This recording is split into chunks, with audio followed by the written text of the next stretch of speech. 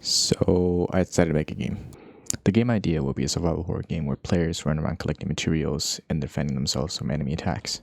There'll be loot boxes in the game where players can go up to boxes, open them, and get material. Materials can be used for crafting, which players can combine materials to make an item.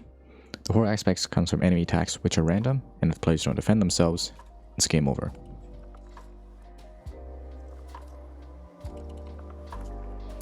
So to make this game, I'm using Unity version 2021.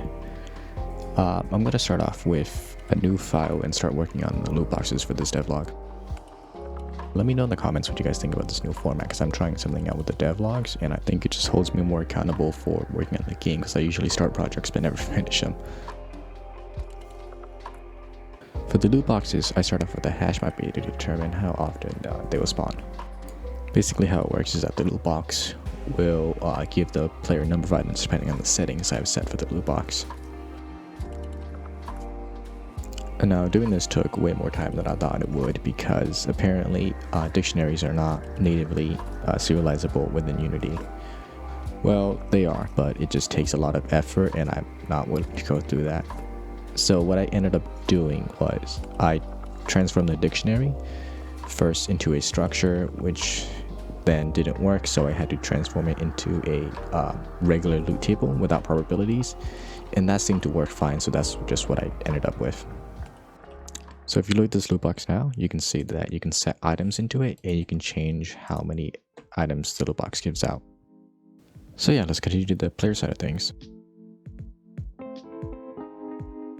For the player, what I needed to do was to check if the player is clicking, and if they are, send a raycast, and if raycast hits, or rather if it hits the box, then give the items to the player.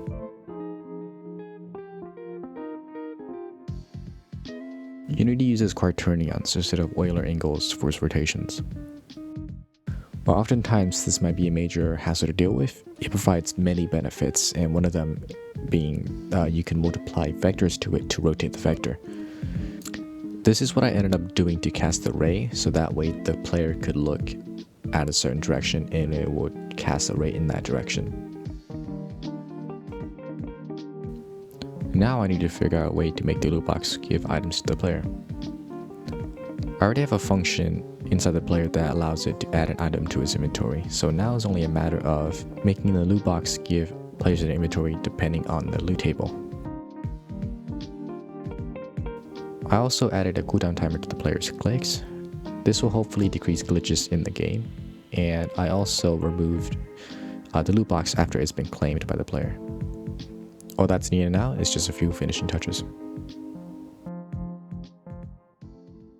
So finally we have the result. Let's just give it a run and see how it goes.